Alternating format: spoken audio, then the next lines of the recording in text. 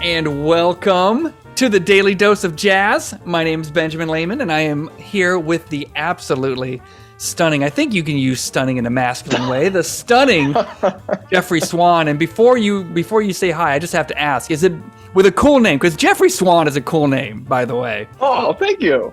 Man, my pleasure. So here's the question. The question is it better, because, last names are hereditary, obviously. Is it better to be born without a physical deformity or to have a cool last name?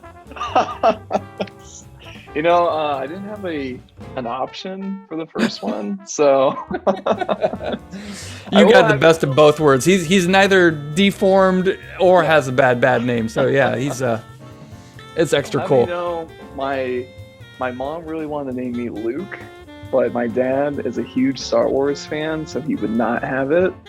What? Now that's crazy. That's right. Like the complete opposite of what Star Wars fans he do. Thought people would bully me, so he said, you know what? Give him a huge underbite, and we'll be done with it.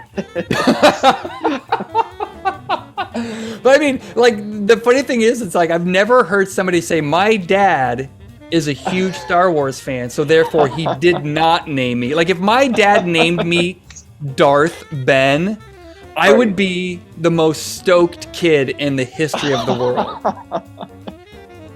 And even if somebody did like make fun of you, you could just like force choke them. You know what I mean? Right. But anyway, I mean, this for people are just tuning in. This is episode 1. They're going, I went to iTunes, I clicked on Jazz, and these guys are talking about deformities and Star Wars. So we've already lost half the audience, but I'm about to pull them back, okay? So this is definitely a jazz program. This is us called The Daily Dose. This is being sponsored or brought to you by Night is Alive. Night is Alive is this amazing company that me and Jeffrey both work for, and it produces jazz. It's helmed by Kathy Salem, so if you're in the jazz world, you might know that name. She's an amazing producer. She's both executive and just traditional producing. But Jeff, just go ahead and give us a really quick sort of an introduction about, how you kind of get roped into this mess. Because if I remember right, when we first met, you were almost like in charge of like data architecture for this jazz company. Is that not correct? Yeah. One of the great things about working for a smaller team is you do a little bit of everything, right? So. Yeah. When I started, and still now, pretty much all of our data lists in terms of, who's bought the albums, who's streamed our songs and albums in the past, what radio stations are playing our music. I handle a lot of that and still do, right? Been doing that since college, believe it or not. Wow. I mean, that's crazy. You're selling yourself short, though, because, I mean, truly, not only have you done this stuff, but, Jeff has literally become just indispensable. Everybody says, really, it's always like every sentence ends with, well, what would Jeff say? Or let's ask Jeff. I mean, literally, like your marketing insights have just been fantastic. And the reason why I keep bringing up marketing, we're going to get to that into a few here, because, like, marketing jazz, I'm just going to say it. It is an uphill battle, is it not, Jeffrey? Yes. Okay. All right. Yes. All right, cool. So if you're listening, just hold that in your brain for a second. I'll do a quick introduction for myself. My name is Benjamin Lehman. I'm from the West Coast. I moved out here east to be closer to family. I just do a lot of graphic design, creative direction, and I was brought into this team because of my creative side and my history. It's almost all high tech, but I do work with a lot of musicians too. And I'm much more visual guy. So the weird thing, when I first started working, I don't think I actually had a face-to-face meeting with you, Jeffrey, until maybe like a year or maybe even a year and a half after we worked together. Yes, that sounds right, because we did everything through email. That's right. Everything. I was like, I don't know who this guy is, but his name's Ben and he makes cool stuff. That is like, I want that to be a testimonial on my website. I don't know who this guy is, but get him off my lawn. So like, yeah, jazz. I mean, we're gonna cop to this, okay? Now, the reason why I'm bringing this up is because we come full circle. So I'm playing the end of the movie before we get to the start. But Jeff, let's be honest. Were you at all listening to any jazz before you started working with Night is Alive? Yes. And you know You what? were. I'm going to bring it full circle to the start of the show. Is I got first really into classical music from things like Star Wars and Indiana Jones, because my dad's big into that. Yes. John Williams, great, right? Classic to the max, absolutely. So then come middle school, our high school had a jazz band. And in order to get kids to start, join band, they would come to the middle school. And that was the first time I had heard jazz in person. And really since then, like classical music, jazz music, I was hooked from then, listening to it. I haven't ever really been to a show, but I mean, I would consider myself a fan for sure of it. See, that's really cool because I feel like I went the opposite way. I shouldn't say that. I should say I started on the opposite side. I mean, like, sure, this is a podcast. You can't see us. Jeffrey has a lot of swagger. I'm sitting here in a sleeveless t-shirt. I'm covered with tattoos, and I look basically almost every artist sketch of the guy who was standing outside of your house at night. I look a little bit like that guy. So, and I'm growing up, man, it was 9 Inch Nails all the time. Every concert I went to was 9 Inch Nails, Cannibal Corpse, Slayer. Sweet. I mean, like that was my thing. Now, when I moved to California, I've always been a 9 Inch Nails fan, but then, like, Trent's kind of cool, and he would bring in sort of these string quartets and sort of change his whole set around, and you'd be like, what's going on? So, like, I started to get, I know it sounds so weird, but that's how I started to get turned on to sort of, strings, and then, of course, I start to play drums, and then as you start to play drums, and you're like, oh, I want to learn more about drummers, so then you end up looking at Joe Morello, and then that leads you to Dave Brubeck, and then you start listening to Herbie Hancock, and you're just like, Watermelon Man. You're like, whoa. And so over time, I started to really build, sort of this healthy lust for jazz music. And then, of course, like you said, I still get chills when there's the fight scene in the market in the original Indiana Jones and the Lost Ark, and you hear just his score behind him, and it's got all those strings, and he's got all this tension in there, and you're just like, man, music is evocative. And then the crazy thing was, it's like I started to realize, well, the evocative music is that classical music, it is that jazz music. And then I ended up working for TLC, not the TV show, but the learning company. They used to make all these really cool games. And then I started helping them with stuff, and they would do like these CDs of like all about jazz. This is probably like 2000 or so. And it was just weird how like I started to be more and more inundated. And that's kind of like how my love for this. But then it sort of fell off my radar for a little bit. I listened to it, but I never actively sought it out for a little while. Right. And then we were brought back to Night is Alive. And all of a sudden it was like, hey, do you want to help us out with this? At the time it was an application. It's turned into something way bigger than that. And man, it's just been like, I mean, I don't know about you, but I never thought I would literally have my fingers sort of in the music industry. Did you? No. And that's been the great part about working here, is that that's pretty much the mission, or one of our big goals, is getting new audiences listening to jazz, because I think a lot of people, they're missing out, right? And if we can find a new way to get this music into that new audience, I mean, that's what we're here for. And I think a lot of people are missing out because there is really good music that they're not hearing. So, yeah, I mean, in whichever way we gotta do it, we'll reach them. But yeah, that's it's interesting though, because I think I started listening to jazz in person, like right when the high school came to my middle school and played. And I think that's how a lot of people get into classical and jazz music, is like the first time somehow they hear it in person and it hooks you then. There's something about hearing it, like if you hear some sort of score or something in person, it's just that much better, I think. It's a good gateway to it. Absolutely. I mean, well, you and I, we got to go witness Bill Cunliffe, Grammy award-winning Bill Cunliffe over at the was it the JJC or the JCC? JCC. Yep. I mean, that was just, it's amazing. There's an intimacy with jazz that you do not get at a punk rock show. That's for sure. That is for sure. Yep. And it's actually really cool that you brought this up, because the next thing on my list was, the preconceptions about jazz, right?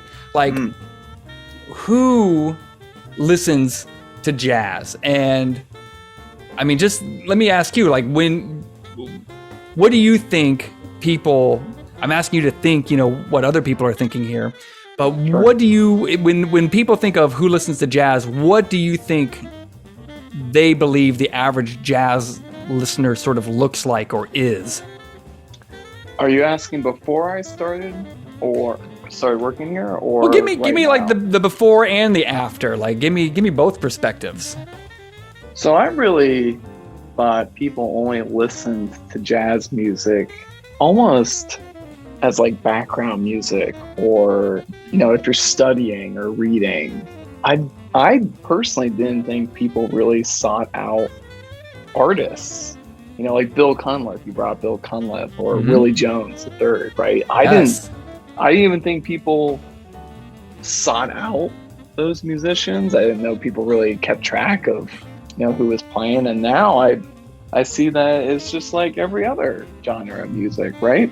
Yeah. All those guys, they got people that will go to every show they can. They will download or buy every album that they're in because they love, Bill Cunliffe or whoever, right? So now I've found that really jazz has such a wider audience that, it's probably almost universally loved by damn near every demographic you can think of. It's not, divisive like, 9 Inch Nails. Hey, I like 9 Inch Nails, but there's a lot of people who don't. I understand. So much, it's okay. Right? My feelings are hurt, but that's okay. But if I put on Crying My Whiskey, our newest album, right? Amazing album. I mean, I think you could get a whole room of people that, maybe not all of them are super into it. They got to go run out and buy it, but they'll all like it. And you'll have other people that are like, wow, I need to know who's on this album. I need to get a copy of this. So, I went from thinking that nobody really was that invested into it to now I think pretty much anyone that listens to it can get something out of it. And that there's a lot of people out there that really do care about the genre. Well, that's great. I mean, like, I actually have everything you just said is completely true. I have some literal demographic facts right here in front of me to support everything you just said. So it's like, you think about gender. It's like, what are you always looking for? The 50-50 split? I mean, the margin of error puts it almost exactly on a 50-50 split. You talk about household incomes, and they're usually split out sort of like into 3 or 4 tiers with middle, low, and high. Those are almost split at a 25 percentage point split from all 4 tiers. Yeah. Okay. You look at the age range. The interesting thing is this one here is kind of surprising, and it's surprising because, you would think that there would be this massive disparity between younger ages and older ages, but just like you said, Jeff, it's not. I mean, it's like, again, you see basically 20% split almost across 6 separate age ranges, except for like some of the younger age ranges lag behind a little bit, and the older age ranges sort of pick up those numbers. Sure. And then what about metropolitan areas, right? I mean, every city here basically puts a pin on every spot in the map. So it goes from New York to Boston to Chicago, Seattle, Dallas, Atlanta. I mean, Florida, San Francisco. So literally like every major, if you were to just basically draw lines between all those pins, it would cross every point of the map. Yep. The only place where it's kind of interesting, and I tried to disprove this demographic, and I don't really know what the significance is of it, But so for education, there's 3 categories here. There is no college and some high school,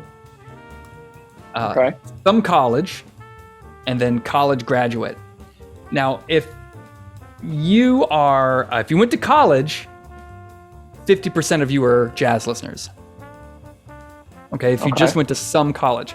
If you graduated college, 46% of you listen. Oh.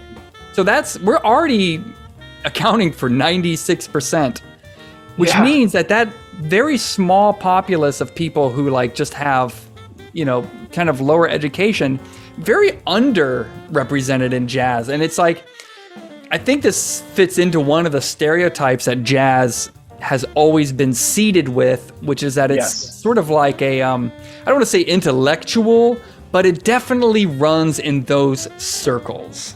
Yes. And I can't really explain that. I mean, do you have any insights on that?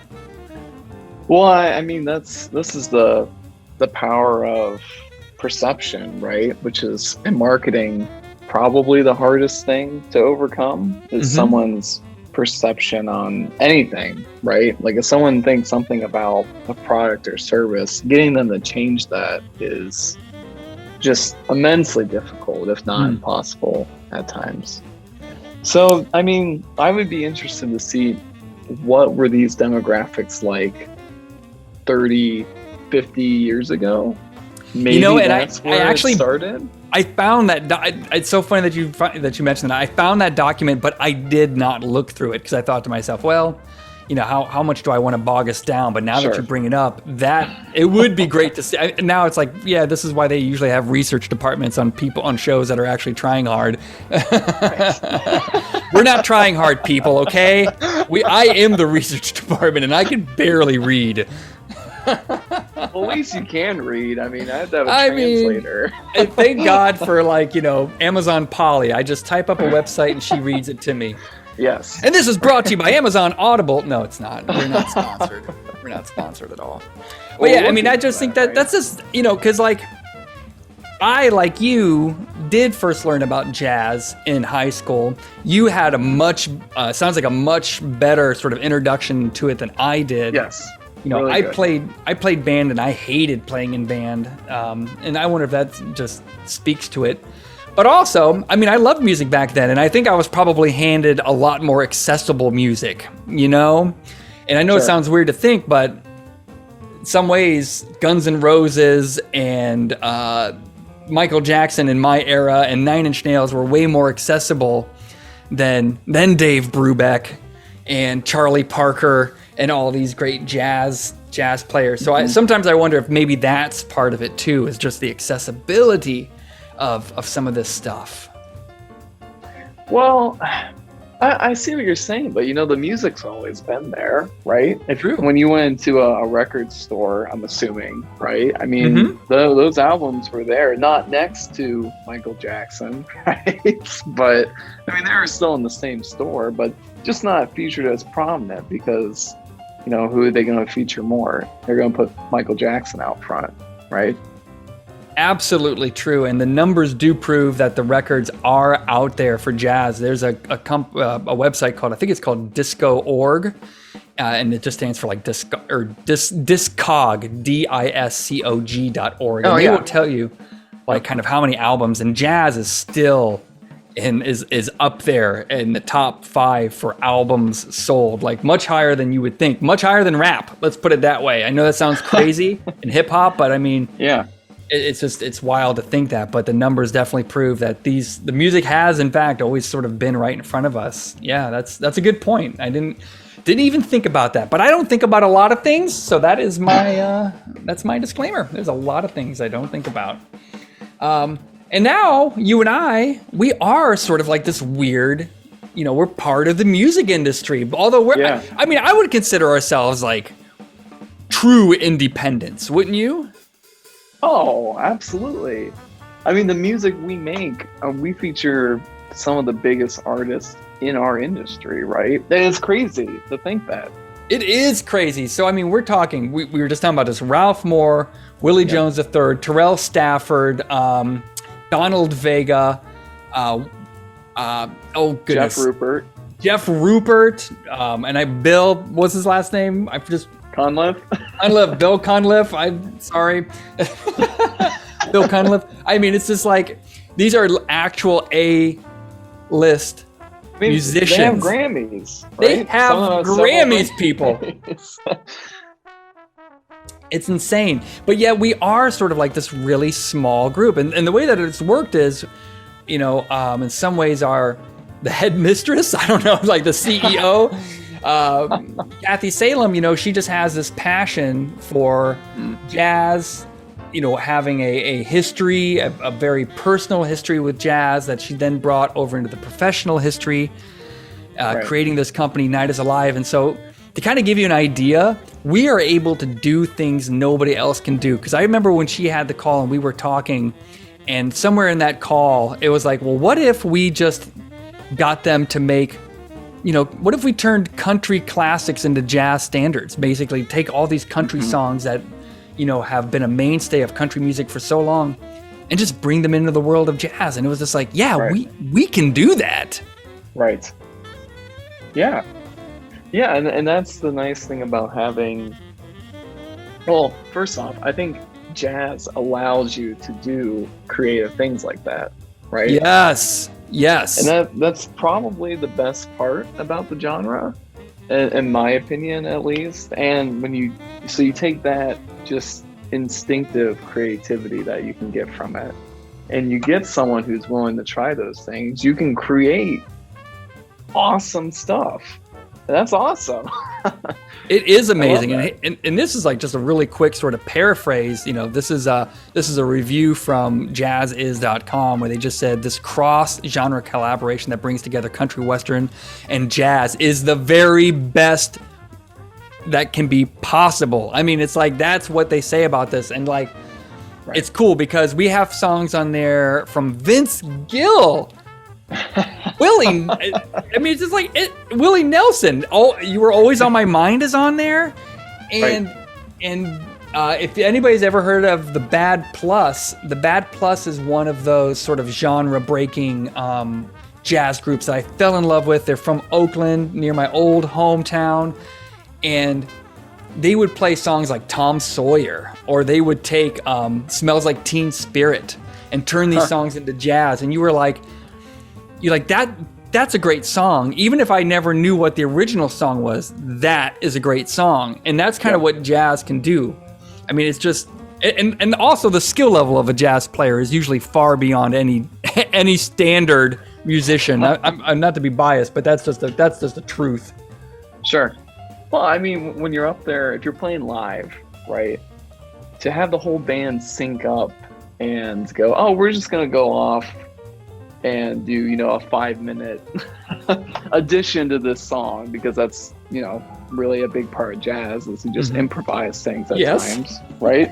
I mean, who the heck else can do that? Nobody can do that. There's a great quote from a Grand Theft Auto game where it's like, jazz, the only genre where there are 5 musical geniuses soloing all at once.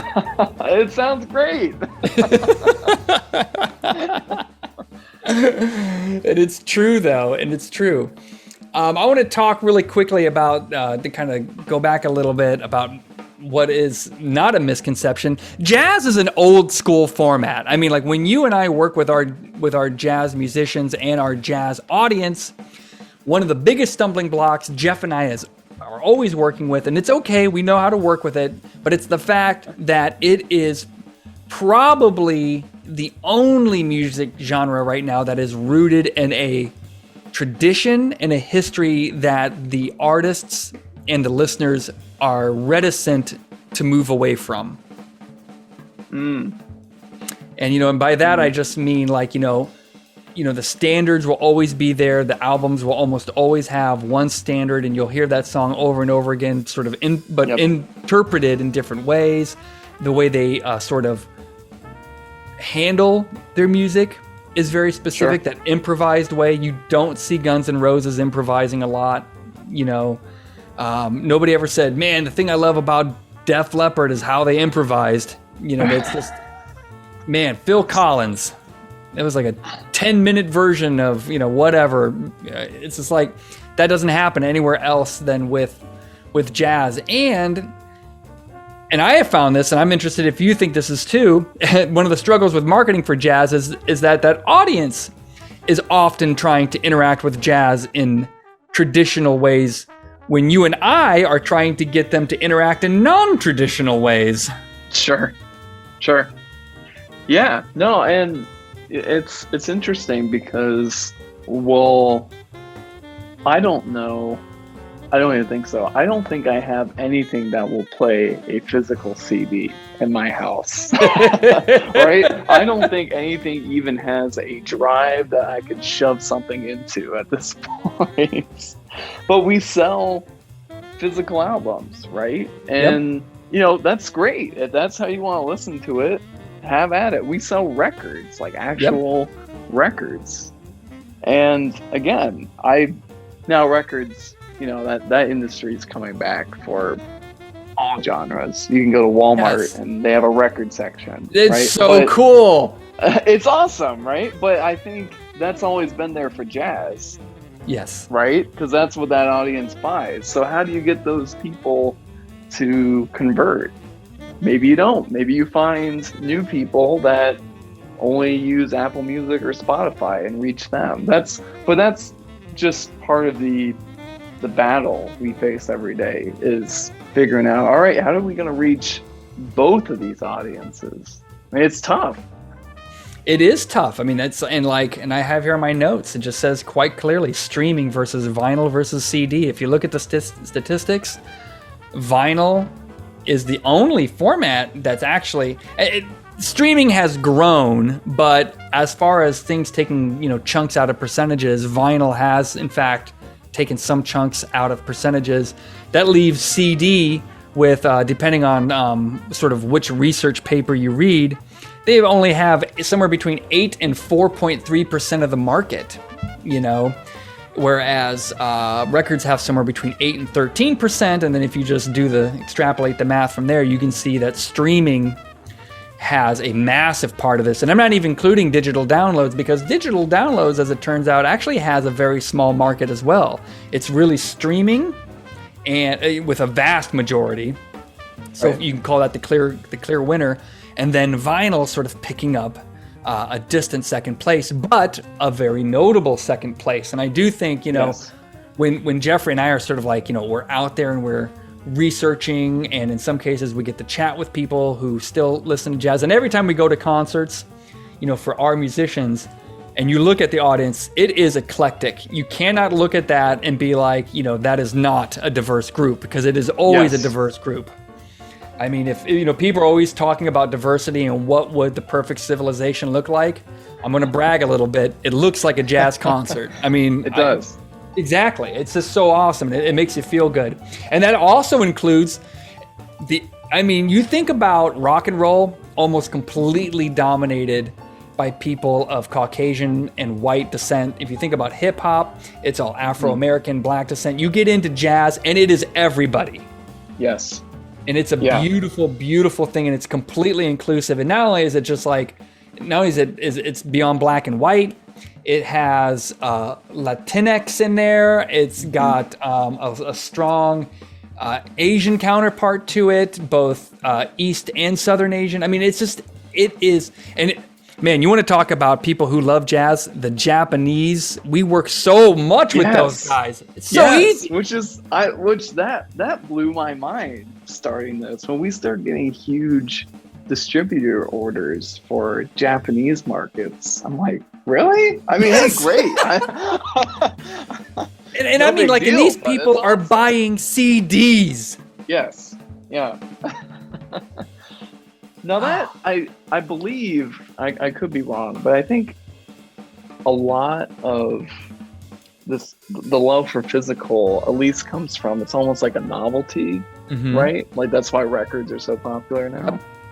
So I think that you combine that novelty of owning something physical now for music and jazz. Like, it's a perfect combination. It makes sense. I wouldn't expect people to be running out to buy, CDs of, Michael Jackson. You mentioned him earlier right now. I just don't see that really. I could see that with records, but I think just jazz music in general, it brings that love of physical novelty together.